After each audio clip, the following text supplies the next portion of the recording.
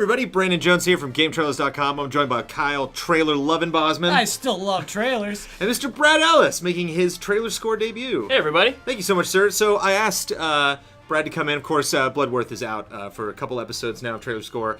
Brad, of course, has joined me on several episodes of Toy Box Tuesday, our weekly stream on Twitch, where I play Disney Infinity because I am infatuated with this game, and we have finally gotten the announcement for Disney Infinity 3.0. I gotta calm down a little bit. I'm actually happy we just watched it right before we streamed, because it did bring me down a little bit. Now I'm kind of, creatively addressing maybe potential issues with the trailer. That took me right up. That took you right up? You're pumped? You pumped, Brad? So yes. What's your initial impulses? You just watched it for the first time. I was looking at this, and I was like, this is a playset?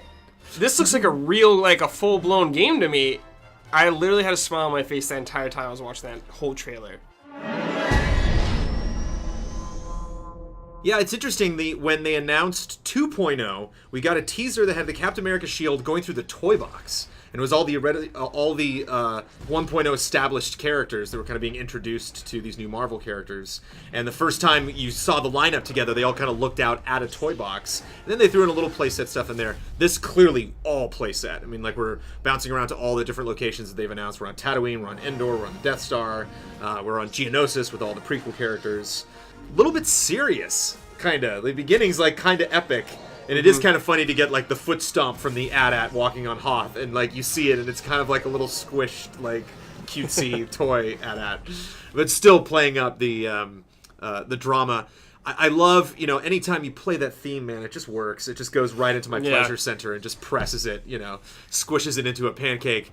But at the same time, I question the reveal of the Falcon on that shot. We see R2 for the first time when we hear the big anthem start up, and then the Falcon goes flying over R2. We already saw the Falcon a couple times, so I thought maybe show something else. So we don't see Luke at all in this trailer. We really focus on Han. I think we get a little Leia gameplay. We get Yoda. We see Vader for a second. We don't see him in action. So yeah, still a little bit of teasing going on, but the tone I think is a little weird, and some of the shots repeating I think are a little weird. But you just saw it again with fresh eyes. Mr. Bossman, what'd you think? We do gotta, the ending is very strange. So you see two shadows coming down the walkway of the Millennium Falcon, and then that's it. We don't know who those two people were. Presumably Han Solo and Chewbacca. Why not show them? One of them is clearly taller than the other. Yeah, One of the shadows, so yeah. You would kind of expect the fake out. You kind of expect, it's two other people, you got me, but why not get us? But also, that's still a great title reveal. We always talk about the title reveal, boom, you did it. You hit on that title hard, which is great. The fade to black and then hard back into a new scene has been in the new Star Wars teasers. I think they even used it at the end of the Battlefront trailer that was last month. So it is funny that they use it here again, fade to black and then boom, another thing, and then fade to black and then boom, another thing. So I get it. I get that we're using that theme. It's of course going to be least effective here when, you're dealing with, like you said, bulky toy versions of these things. Maybe it's best to play it serious though instead of goofy. I'm not sure what the right thing to do there is. Kyle and I did an impromptu stream on Twitch where we talked about, some of the things we noticed from the trailer. And one thing that I actually didn't think of until I just watched the trailer for the sixth time was that I wonder if that ending was supposed to be at the beginning. I wonder if the trailer was originally supposed to open with that. With all, you're in the toy box, all the characters are there, and then, these ships show up. Who is it? And then Han and Chewie walk out, and they're like, it's Star Wars. And then they go into gameplay. I think that would have made a little more sense, actually. I think it would have made more sense, too. Yeah. But what instead we get is what I feel is a clear shout-out to the second Force Awakens trailer, where it opens on, in this case, it opens on Tatooine, whereas now we know trailer 2 opened on Jakku, but we still get this, a speeder going across the desert, and, kind of a more dramatic opening, maybe in line with kind of the attitude of Star Wars right now. It's getting a little more serious. 2 was definitely kind of more family friendly. There's a little more whooping and hollering, and we saw Han and everything. But still, there's a lot of drama being present. Definitely focusing on the villains. Definitely focus on the mysteries of bringing these old characters back. But what I get to bring Episode 7 back into it, when, they see the Falcon show up at the end and they're teasing two people getting off the Falcon, when I first saw the trailer, I was like, is this going to be old Han and Chewie? Are we going to get old Han now? He comes out? So yeah, the placement of that's a little weird. But one thing I love, and I just appreciate so much when trailers do, is they wrote dialogue for this trailer, man. They wrote a line for Buzz Lightyear to say just for this trailer. And they got that guy who voice matches Tim Allen, who does Buzz Lightyear in this game, and they brought him back to record a line for the trailer for this game. I'm assuming that Olaf line also isn't from, I don't know if that's Josh Gad or if that's a VO replacement. I'm hovering somewhere in the 7s because, you know, there's weird things that I think this trailer did, but at the same time, the fact that they went out of the way to actually set up a scene and realize, yeah, we are integrating this into, you know, the existing library of characters. And it also is kind of Toy Story-esque, because that was like the end of Toy Story, where they were at Christmas. You know, they were opening up the new presents, and it's like, oh, what are the new toys going to be? So it's kind of fun to think of, like, you know, the 1.0 characters, like, every new year they get nervous. You know, maybe like, who are we going to hang out with? We don't know. That's absolutely it, I hope these Star Wars people are cool. Like, those characters probably didn't care for the Marvel guys showing up, and they are a little shell-shocked after last year.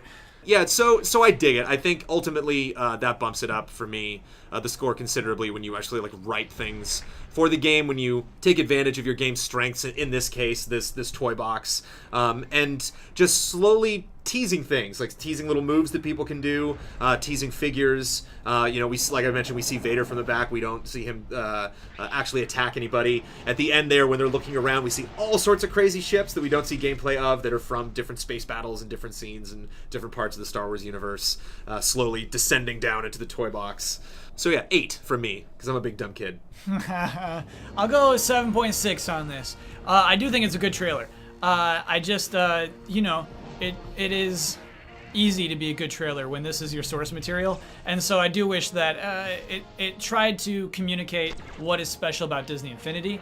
What was communicated to me is that Star Wars is in Disney Infinity, but never communicated why necessarily. Why is it special for Disney Infinity to have Star Wars, if you know what I mean? And the thing is, Toy Box. Toy Box is the reason why it's special. So, I mean, sell that first, maybe. But yeah, I mean, clearly great trailer, great music you're using. And I remember the first time I watched it, just seeing the snow speeders, and when we went into the Death Star run, we're in the trench. I remember going, oh! And like, you know, if you can pull that off, you're a good trailer.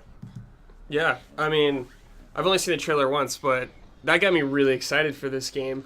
When they showed Hoth, I was like, oh, that's Hoth! I was just getting really excited. I'm thinking about all the Star Wars games I played as a kid, like Shadows of the Empire, everything like that. Yeah, the X-Wing going through the canyon. I'm like, this is awesome. I just want to play this. And I can't believe that's just a playset inside of another game. This is like blowing my mind. And I mean, yeah, I was a little serious at the beginning. I did like that, but I liked how it got really goofy at the end. It seemed to like Disney Infinity is a goofy game to me, and I feel like they're not losing track of that. And just like seeing all the Disney characters interact with Star Wars characters is something special to me. What's the score going to be, Brad? I'm going to give it a solid 8.5. 8.5, bumping it up. I really like this trailer. Wait, does it say pre-order now at the end? It does say pre-order now. A little gross. I think it's, well, hold on, can we look at the end? I don't think it says pre-order now. I think it says like pre-order available. Pre-order available. So the actual word now is extremely important. What do we do with that? They're just giving you information, you know? Yeah, because I hate pre-order now. Pre-order available is it is a different message. It's just letting you know. I gotta be consistent though. Gosh, what is... I wonder what they'll say in the comments. They hate me either way. Right. What I said, I think, is if it says pre-order now, I have to take out 0.5. So I guess I won't because it says pre-order available. You get off this time. It's a technicality. I'll throw out one thing else, Kyle, that could possibly lessen the blow. That was a product shot. So, like, that was a typical thing. You know, like, if you have a game like LEGO Dimensions, or you have a game like Skylanders, or you have something that, like, does have a bonus, a pre-order bonus, like, it is nice to actually see what I'm getting. You know, like, to see the statue or something like that. Yeah. So if you have a game that has vehicles and figures and stuff like that, I kind of like seeing them at the end, you know, and so maybe that might not necessarily be the pre-order now screen. Yeah. That's just like the product placement screen, and then they added the text to it that says, by the way, it is also pre-order. I don't feel good about it, but they get off this time. Also, it's not a pre-order bonus. It just says pre-order available, right? Because you can't get a pre-order bonus in this game. Yeah, what if they decide to give you discs for pre-ordering it? I'd be mad, but so they're not doing if your score that. stays as is, if people are really upset in chat, Kyle, then Yeah. you can reestablish your rules. Okay. And then we can change that moving forward. Sure. But if the scores stand as they are, we are stuck at an 8.0 right in the middle between Kyle Bossman and Brad Ellis, which is where I'm at. Nice. Yeah. Because I'm a love big it. nerd and I'm excited about Star Wars. If you put that song in a trailer, even if it's for like, you know, I don't know, what's that Banjo-Kazooie ukulele? Ukulele. If ukulele has Star Wars music, I'm immediately giving it an 8. I mean, that's just the way that's going to be. So that's a pro tip for them. Thank you, Kyle Bossman. Oh, thank you. Thank you, Brad Ellis. you. And thank you, Disney, for making this game. Yes. We'll see you next episode.